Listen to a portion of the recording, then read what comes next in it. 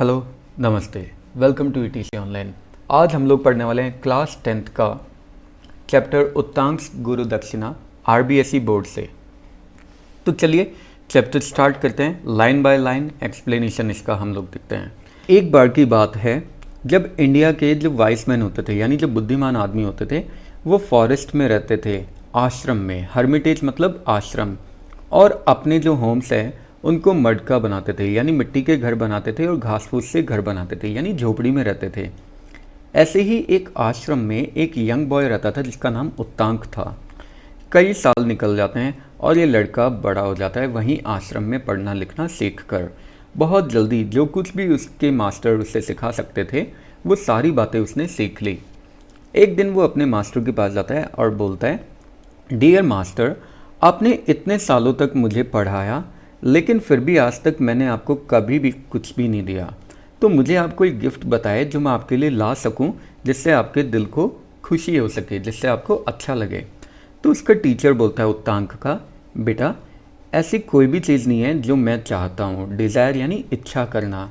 एक काम करो, अपनी मिस्ट्रेस के पास जाओ यानी गुरु माता के पास जाओ और उनसे पूछ लो अगर उन्हें कुछ चाहिए तो उत्तांक क्या करता है, अपनी गुरु माता के पास जाता है और सबसे पहले तो झुक के प्रणाम करता है। बोइंग यानी झुकना, लो यानी नीचे।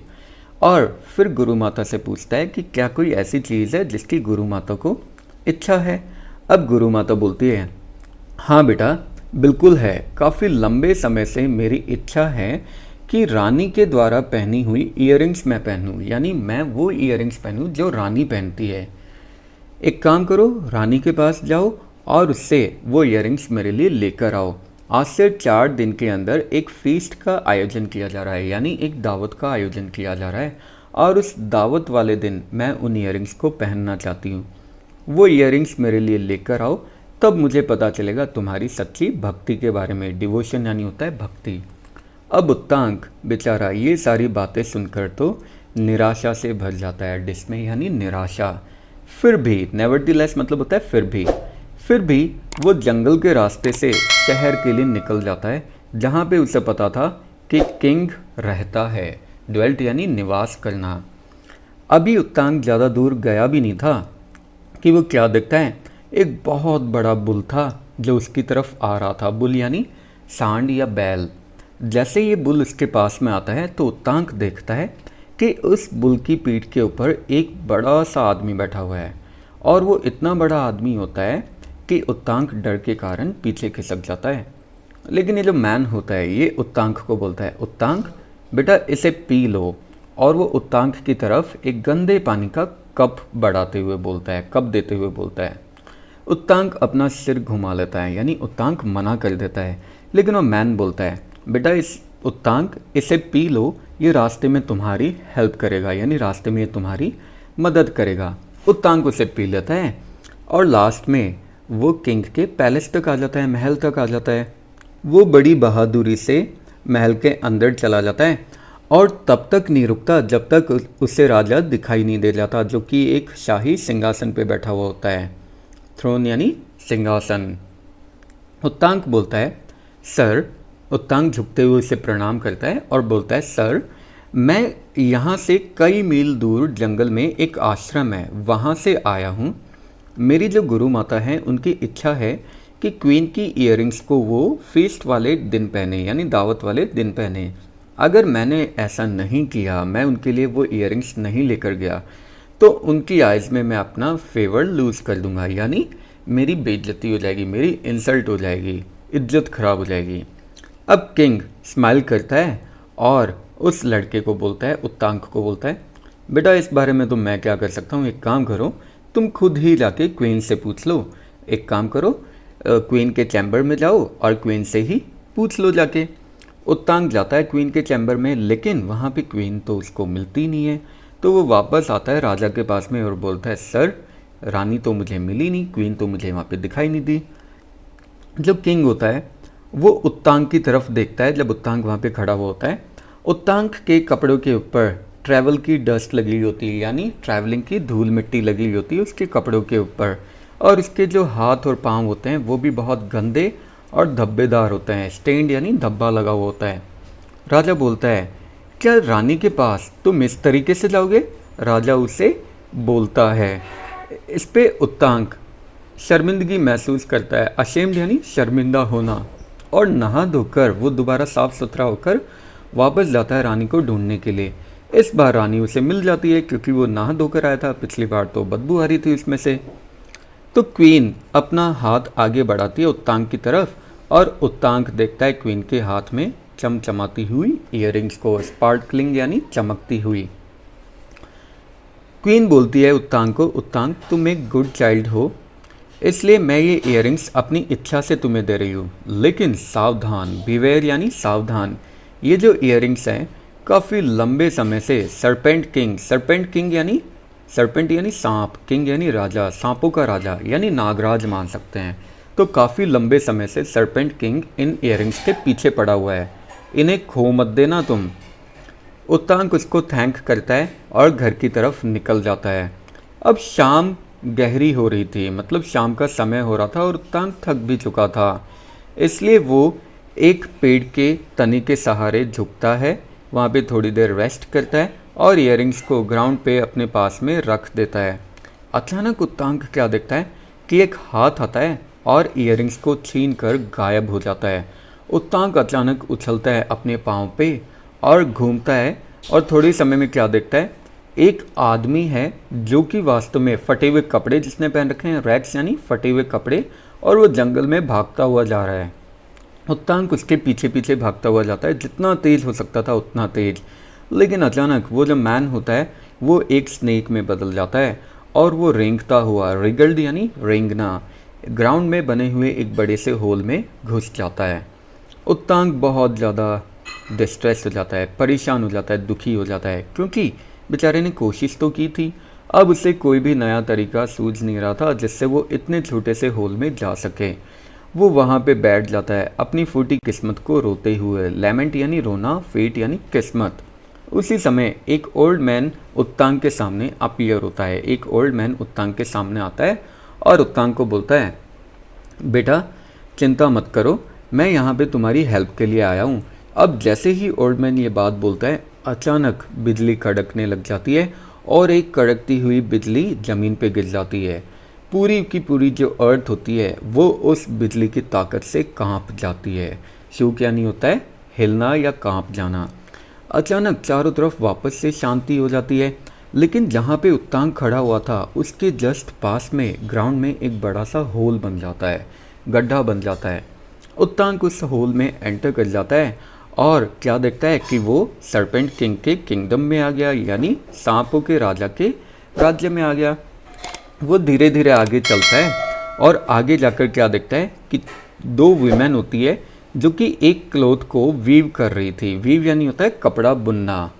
वो उनसे पूछता है राजा के महल में जाने का रास्ता, सरपेंट किंग के महल में जाने का रास्ता, लेकिन जो दोनों लेडीज़ होती है वो उसे इग्नोर कर देती है और अपनी बुनाई में लगी रहती है। अब उत्तांक क्या देखता है कि जिस कपड़े को ये बुन रही थी ये कपड़ा ब्लैक और वाइट थ्रेड्स का बना हुआ था, यानी काले और सफ़ेद धागे का बना हुआ था।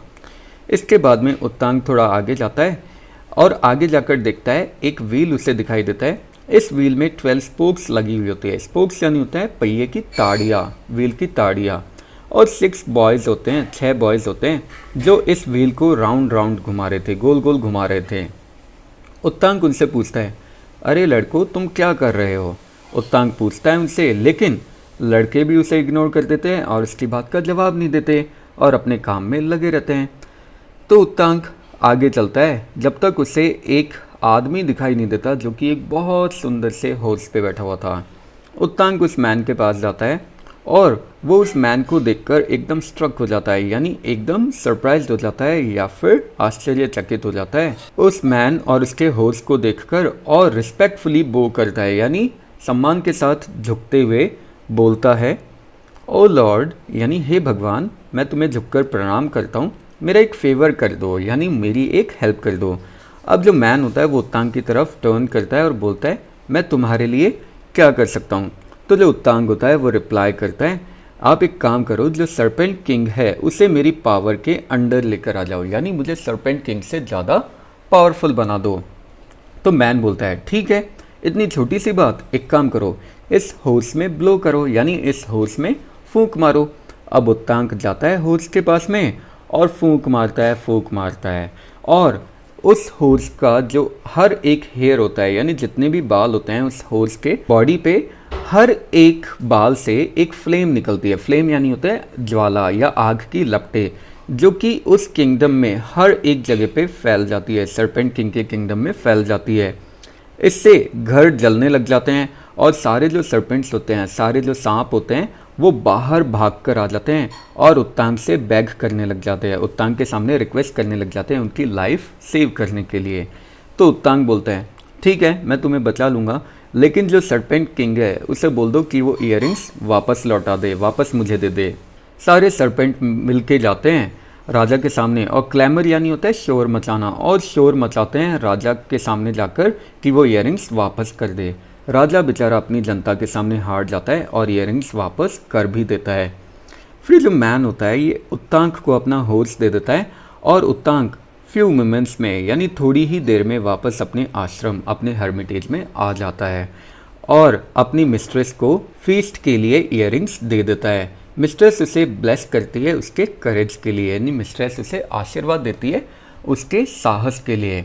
उत्तांक जब ये अपने सारे एडवेंचर यानी रोमांचक कार्य, उत्तांक जब ये अपने सारे एडवेंचर्स अपने मास्टर को सुनाता है तो उसका मास्टर स्माइल करता है और बोलता है बेटा, जो गंदा पानी तुमने पिया था वो एम्ब्रोशिया था। एम्ब्रोशिया को हम अमृत जैसा मान सकते हैं, जिसने वास्तव में तुम्हें इटर्नल यूथ दिया, यानी हमेशा बनी हुई यूथ दे दी, जवानी दे दी। जो दो लेडीज़ तुम्हें दिखाई दी थी जो ब्लैक और वाइट थ्रेड्स को बुन रही थी, वो नाइट और डे थी, जिसमें ब्लैक थ्रेड नाइट था और वाइट वाला थ्रेड डे था। और जो व्हील तुम्हें दिखाई दिया था जिसमें 12 स्पोक्स लगे हुए थे, 12 ताड़ियाँ लगी हुई थी, वो व्हील पूरा का पूरा एक ईयर था और वो जो 12 ताड़ियाँ उसमें लगी हुई थी वो उसके 12 मंथ्स थे, और जो 6 लड़के उसे घुमा रहे थे वो 6 लड़के उसके सीजन थे। तो ऐसा ही होता है जनरली, एक ईयर में 12 मंथ्स होते हैं और 6 सीजन्स होते हैं। और वो जो मैन था वो गॉड ऑफ रेन था, यानी बारिश के देवता थे, यानी इंद्रदेव हम लोग मान सकते हैं। और जो होर्स था वो गॉड ऑफ फायर था, यानी अग्निदेव थे। बेटा, तुम्हारी बहुत अच्छे से देखभाल की गई है और इसलिए तुम मेरी ब्लेसिंग्स के योग्य हो। डिज़र्व यानी योग्य होना, यानी तुम मेरे आशीर्वाद के योग्य हो। अब इस पूरी दुनिया में जाओ क्योंकि एक बहुत अच्छी किस्मत तुम्हारा इंतज़ार कर रही है। फॉर्च्यून यानी किस्मत। और उत्तांक इस तरीके से अपनी ड्यूटीज़ को फुलफ़िल करके इस पूरे वर्ल्ड में निकल जाता है अपनी लिविंग सीख करने के लिए, यानी अपनी आजीविका कमाने के लिए, अपना आगे का जीवन लाइफ स्पेंड करने के लिए। उत्तांक जानता था कि वो किसी नॉर्मल इंसान की तरह नहीं था, क्योंकि वो जानता था कि भगवान ने उसको प्रोटेक्ट किया है, भगवान ने उसकी रक्षा की है, तो उसे किसी भी बात का डर नहीं था। और इसी के साथ ही स्टोरी एंड हो जाती है। आई होप आप लोगों को ये स्टोरी अच्छी लगी होगी और लाइन टू लाइन एक्सप्लेनेशन इसका ज़रूर समझ में आया होगा। फिर भी अगर आप लोगों के कोई भी डाउट है, सजेशन, क्वेश्चन या कमेंट्स है, तो नीचे जो कमेंट बॉक्स है वो आप लोगों के लिए बनवाया हुआ है, उसमें आप लोग अपने कमेंट्स ड्रॉप कर सकते हैं। मैं ट्राई करूँगा जल्द से जल्द उनका आंसर करने की। इसी तरह के और मज़ेदार और नेक्स्ट वीडियोस तक के लिए बने रहिए ETC ऑनलाइन के साथ। नेक्स्ट वीडियोस तक के लिए have a good day, take care, bye bye, जय हिंद, जय भारत, राधे राधे।